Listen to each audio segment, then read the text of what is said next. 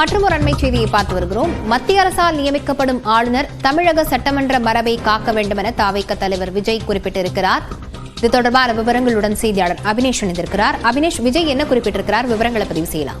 தமிழக வெற்றிக் கழக தலைவர் விஜய் தன்னுடைய எக்ஸ் வலைப்பக்கத்துல இன்றைய சபை நடவடிக்கைகள் குறித்து ஆளுநருக்கு தன்னுடைய கண்டனங்களை தெரிவித்திருக்கிறார். குறிப்பாக தமிழ்தாய் வாழ்த்து முதலிலும் தேசிய கீதம் இறுதியிலும் பாடப்படுவது தமிழக சட்டமன்றத்தின் ஆண்டாண்டு கால மரபு.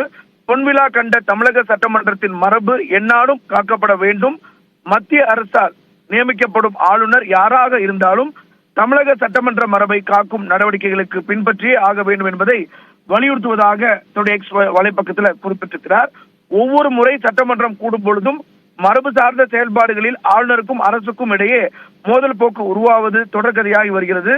இது ஜனநாயகத்திற்கு நல்லதல்ல. இந்த போக்கு கைவிடப்பட வேண்டும் என்றும் மக்கள் பிரச்சனைகள் குறித்த விவாதங்களே இடம்பெற வேண்டும் என்றும் நடிகரும் தமிழக வெற்றிக் கழக தலைவருமான விஜய் இந்த விவாதம் தொடர்பாக குறிப்பிட்டிருக்கிறார்.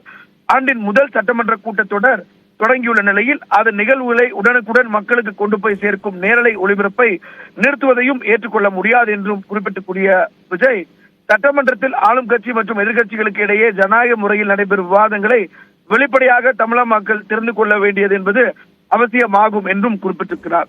எனவே சட்டமன்றத்தின் நிகழ்ச்சி முழுவதையும் எந்தவித இடையூறும் இல்லாமல் நேரலையில் ஒளிபரப்ப வேண்டும் என்பது தமிழக அரசை வலியுறுத்துவதாகவும், அதே போல ஆளுநருக்கு ஆளுநர் மரபை பின்பற்றியே ஆக வேண்டும் எனவும் இந்த விவகாரத்துல தமிழக வெற்றிக் கழகத்துடைய நிலைப்பாடாக இருக்கிறது.